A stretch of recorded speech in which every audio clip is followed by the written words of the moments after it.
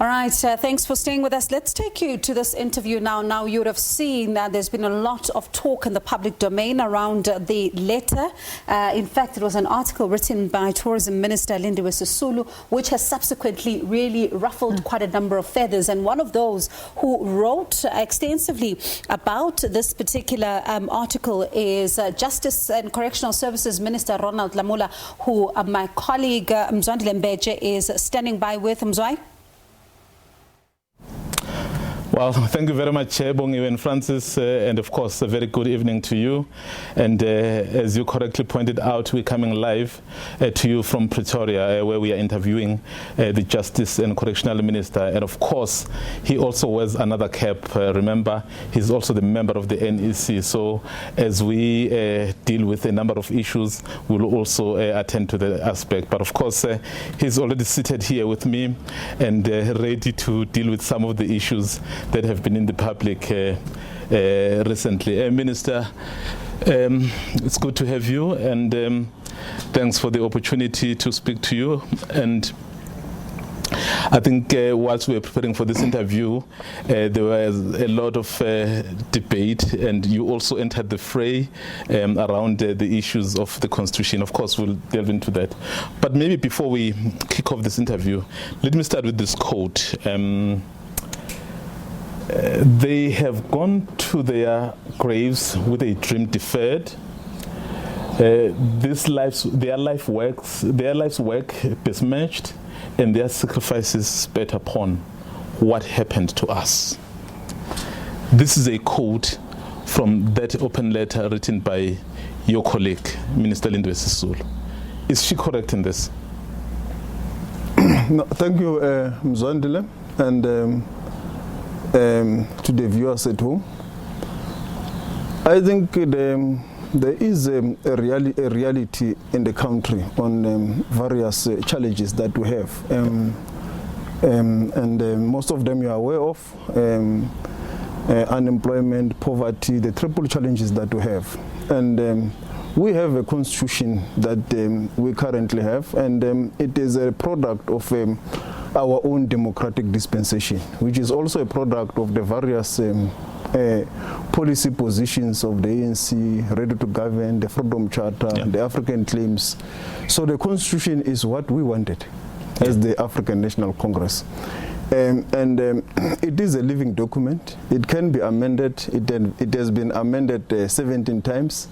The last attempt to amend it was through the process of Section 25 of the Constitution, which was an 18th amendment. So that one is not in dispute, that the Constitution is a living document. It can be amended. What we are raising, particularly given the responsibility that we have as the executive to ensure that the institutions that we have created are protected. Parliament that is there has to function. The judiciary, we have a responsibility as the executive to ensure that it functions independently, impartially, and also there is access to justice by the people of this country. What is the problem is when you insult and attack the work of the judiciary. But you can criticize the judges, it's within your right. Yeah, I think the thrust of her argument, I think as I quoted here, is that yes, we have the best constitution, but it may not, or it has not worked for the majority of the people, because the thrust of her argument is that there is no economic justice. In fact, if you are poor, it's even difficult to access that justice. Yeah, what makes the Constitution work is the policies, the laws that the executive must put into action. And as you are aware, the various laws that we have put aimed to deal with issues of restitution, PEE, deal with economic issues.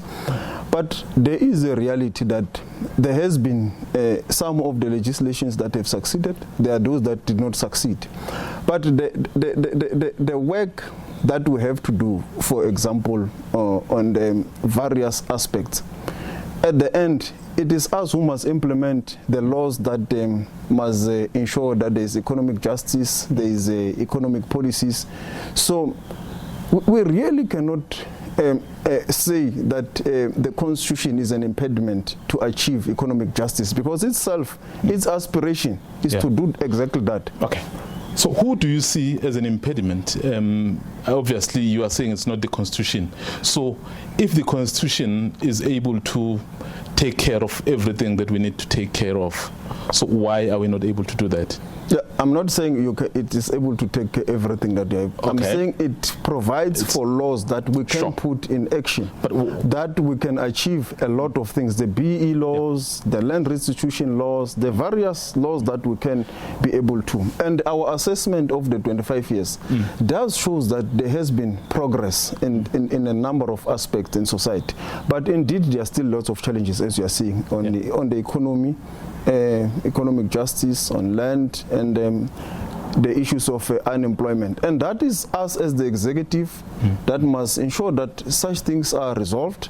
It is also civil society and all role players in the country. What do you think should happen to correct that as soon as possible? Because if you look at the majority of the people languishing in poverty, I mean, we were speaking off camera, I mean, decrying some of the neglect that we are seeing. So what do you think should happen? You are in state power as the governing party, but somehow you seem to be as helpless as us. The January 8 says that we need to have a social compact with the investment partners, the private sector, to be able to come together and dealing with the various issues that relates to economic justice, that relates to unemployment, also that relates to the land question. That is what needs to happen. And we also have to ensure that through the policies that we put in place, they address a number of the issues that the Constitution says we should address. Yeah. Maybe let's speak about land. You've just touched on the land. Is it last month where we have just, you failed to pass that amendment you've just spoken about? Why did the ANC water it down? Did you support the watering it down, given your previous stance on how the Constitution or how the land must be dealt with? We have not watered down the amendment. The amendment was very clear that we can expropriate land. The Constitution must be made explicit, and that is what we have said all along. The President said that we must make the Constitution explicit where it's implicit, that you can, in certain circumstances, expropriate land without compensation. And that amendment was exactly to do that. Yeah. So, but the fact that some people felt, so it was not your original stance as the ANC to push through this piece that you wanted to amend. No, so it has always been our original stance. Even when you go to the Nazareth resolutions, is that states that we need to use expropriation as one of the tools of land reform. As you are aware, we have got the tools of land reforms anchored on the restitution, redistribution, and we have said we need to add expropriation as one of the instruments that we must use for land reform. So what has led to maybe others not really agreeing with us is the basis that we have said that the ANC's position on land reform or on the land ownership is that we must remain with the mixed forms of land ownership, where the state own the land for its own use or to lease it to the public. Private individuals still own the land, or juristic people, where they can have what is called freehold, commonly known as title deeds, but also to provide security of tenure, where there is communal land. So if we had done it in the suggested version of, for example, the EFF, we will have abolished all forms of tenure in the country. We will have also have deprived people who already have land, even black people who have bought land on their own in the open market. We will have also deprived people in Soweto, in Atteridgeville, in Umlazi, who already have title deeds now. It means those people were now going to lease from the states. And the people in Soweto have fought for many years to have title, freehold. But also you'll know that there's also a group or a class of black people that bought the land on their own. One of the things that the Freedom Charter said was that we must enable people to buy land wherever they want in the country. And it's what we have achieved now. There is a group of black people who bought land on their own. in the open market. We're now going to make them to lease from the state. There's no black person who wants to lease. What they want is to have security of tenure, and they already have it. Why must you convert his security of tenure, which is a title or is a freehold, into a leasehold? So, including those that we give restituted land, we provide them with that freehold. So that was the disagreement. Okay, maybe to try and move on in terms of the discussion. So where to from now? So obviously that motion was defeated or didn't pass through. Where to from now? Yes, we carried through the ANC's position. We are now going to proceed with the expropriation bill that is before Parliament, that is there. And we are proceeding with it. It's going to go through, and that one does not need a 2/3 majority. We will do it without any other organization because we have the required number. But also the state is proceeding to release, as we speak now, 700,000 hectares of land. That is also aimed to redistribute land. But there are also processes in terms of the restitution, also the redistribution of land that we are proceeding with. Okay. Maybe let's move on to other issues as well. I think recently, as the department, you joined, I think the former president when he appealed his, I think the recent decision by the Pretoria High Court that his release was illegal. What was your basis of you joining that appeal? Yeah, you will remember that in terms of the Correctional Services Act, there are two powers and responsibilities that are assigned to myself. I'm assigned the responsibility to release on parole lifers, all inmates who are on life imprisonment through the recommendations of the National Parole Board.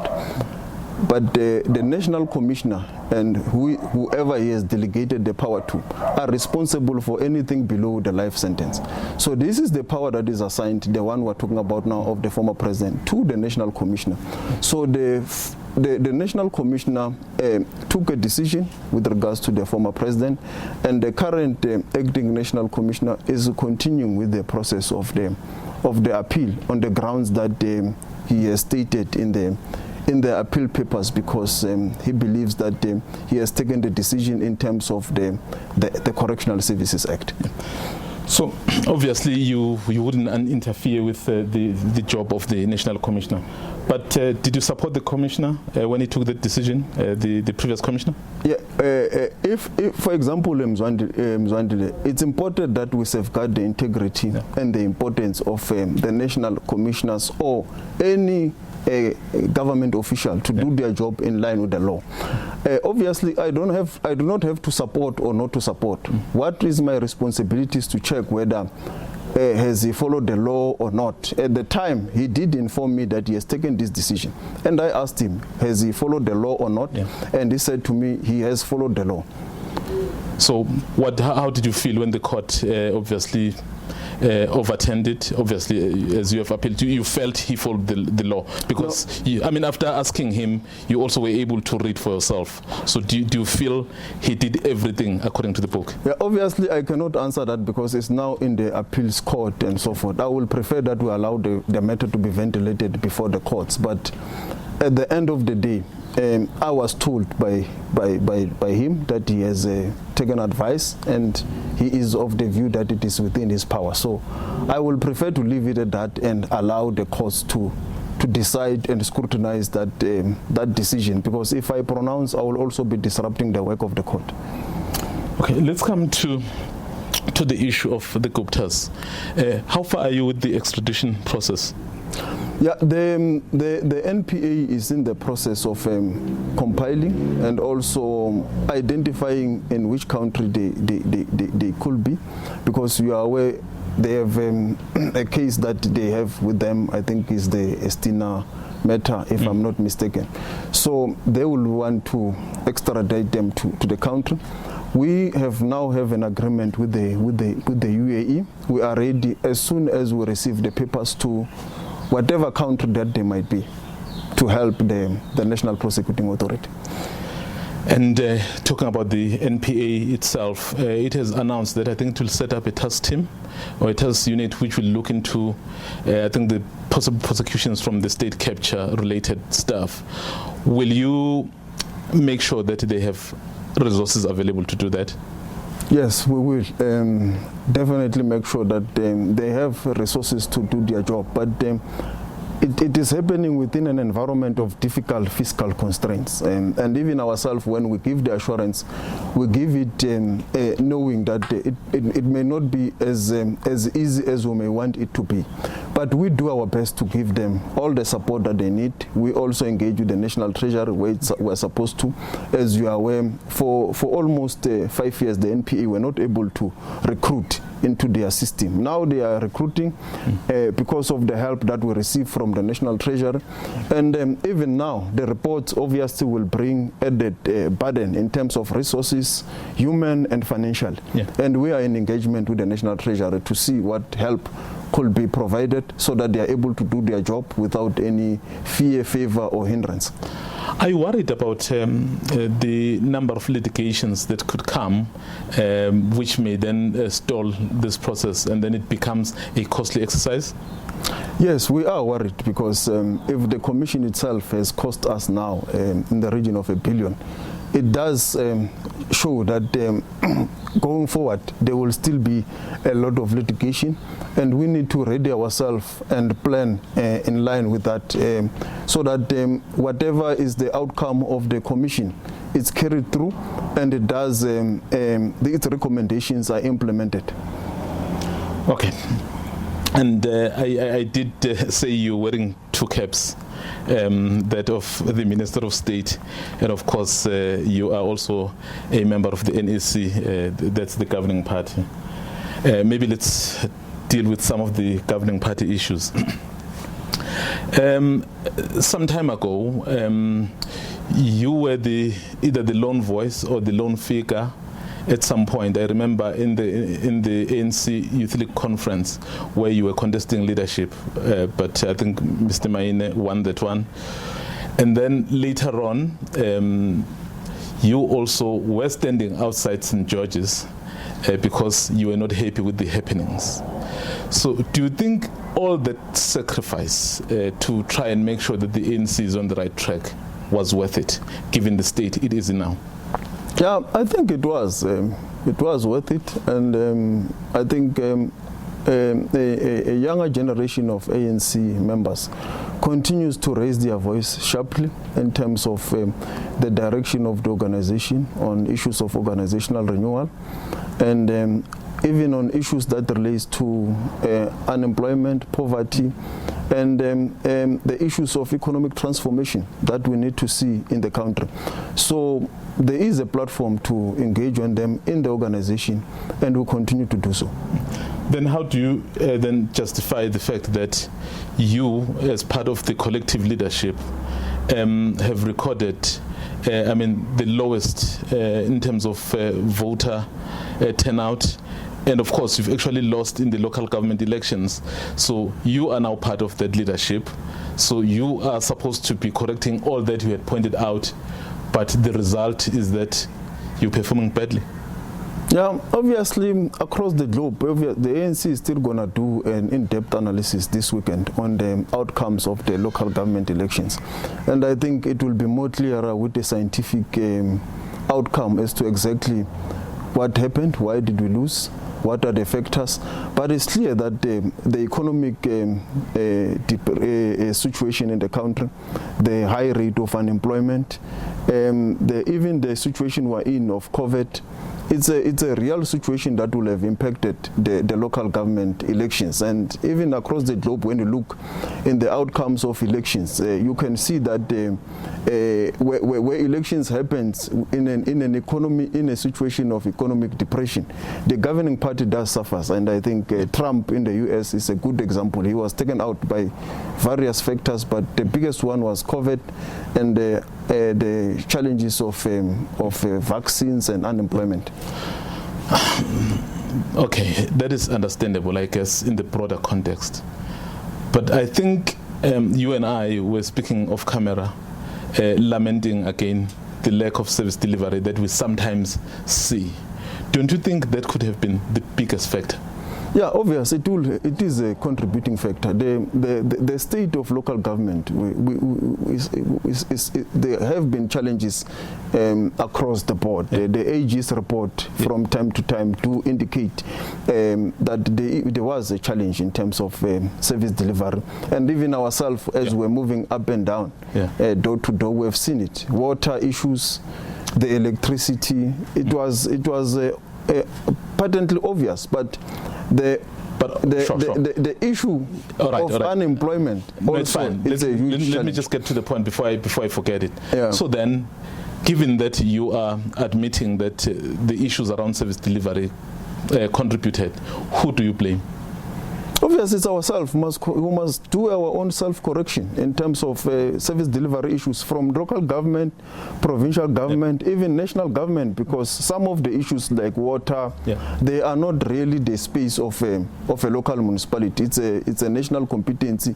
So we need to blame ourselves, self-criticize and self-correct. I've heard that so many times. Self-correct, self-criticize.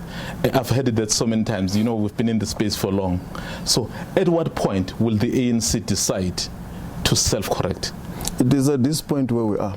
It's because we cannot go beyond where decline more than where we are. We have to change the situation. We have to steer the ship, and I think the January 8 statement made it clear. Is a clear indication to that. All right. Is this having anything to do with generations that are running or are in charge of the governing party? No, it is to do with the realization that we have to change the current situation that we find ourselves in. But obviously, intergenerational mix, it does help the ANC to self-correct and also to be self-critical, but also to be in terms of self-renewal. Okay. But I can state, Mzwandile, I have seen it that across the country, with the younger generations also coming in, it's helping, but we're also learning from the older generation that is there. So we need to strike a balance. You know, your colleagues, those who served with you in the Youth League, they still call you DP, which is Deputy President. 22 December 2022. So can the country call you DP? I don't know. It will depend on the outcomes of the conference. I really don't know. Okay. Would you be opposed to the generality of the population calling you Deputy President? No, I think I will leave that to the processes of the ANC. That will obviously. Sure. I'm aware of the processes, but I'm talking to Ronald Lamola now. So, 22, the conference has been concluded in Nasrec, and then Ronald Lamola is Deputy President. Is that a possibility? Now, obviously, the Ronald Lamola you're talking to is bound by the ANC processes, so I need to respect that process. But we will leave it to the process, and hopefully they will decide in the manner that they may want to. Okay. If the processes decide that Ronald Lamola must be Deputy President so as to infuse the youth, will you accept that? The key thing, Mzwandile, is that there must be generational mix in the ANC structures, from the top 6, the National Executive Committee, the provinces, the regions, the branches. There must be generational mix, and that is what has helped the ANC over years. The ANC of Sisulu, of Tambo, of TM. It must continue, but I think we need more infusion of that in the structures of the ANC, particularly of a youthful population, because the country's population is youthful, and the reality is that also the 2 biggest opposition in the country are also led by youthful people. So the ANC has to have an open and a comradely discussion about how do we ensure that we infuse that youthful generation, so that we do not only renew our policies and so forth, but we also renew leadership. So that answer, I think, is quite clear. So, but I just don't want to second guess you, Minister, or in this instance, Mr. Lamola, because in this instance you're talking as the ANC person.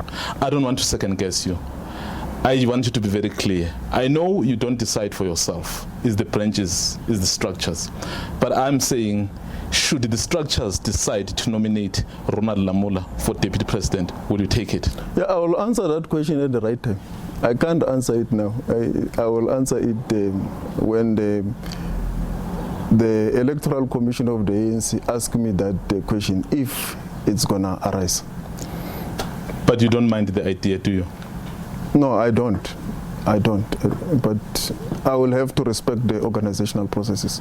But to add to that is to say that I think it is time that we open up as the ANC, allow for an open discussion in terms of leadership, because when we allow for an open discussion, it will allow for structures, even to interrogate whoever might want to lead the ANC at whatever stage or at whatever level, and not only deal with the nomination, because nominations, it's a technical constitutional process. But as to who must be nominated, what ideas he stand for or she stand for, there must be a process, and I'm hopeful that one day we will have a way where we regulate that kind of a discussion. Can we see that happen this year? I mean, already the intense lobbying has started. In fact, very openly, at January 8th statement, we were together there. The chairperson in Limpopo pronounced that they will be backing President Ramaphosa for the second term. So we already know people who are out there. So would you want to see more of this? More of the ANC coming out to say whoever wants to contest must come out in the open? Yeah, I think we need to have some kind of a policy guideline or regulation of some sort, a guideline of some sort in terms of how lobbying should happen, because as it happens now, it happens outside the structures and then it's brought in the structures. But when there is a clear regulation, the structure itself can regulate how it should be done, and it can even regulate various issues that relates to campaigning, internal party campaigns. Yeah. Well, we're just about to close now, and of course we just close on the note of the ANC. I mean, we touched on it, having performed very badly, and you indeed said maybe the intergenerational mix should take place. Perhaps my final question to you as we wrap up.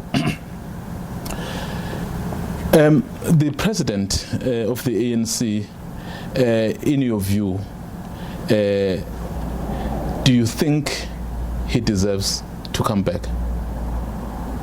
Obviously, it belongs to the same discussion that we had, that we need to allow the processes. But I think he does. But I will prefer that we allow the process to unfold as it should in the processes of the organization. But I think we do need stability and continuity. Thank you very much, Mr. Lamola. You've heard it there, Bongiwe Francis. Stability and continuity. I guess that's the key word. Back to the studio.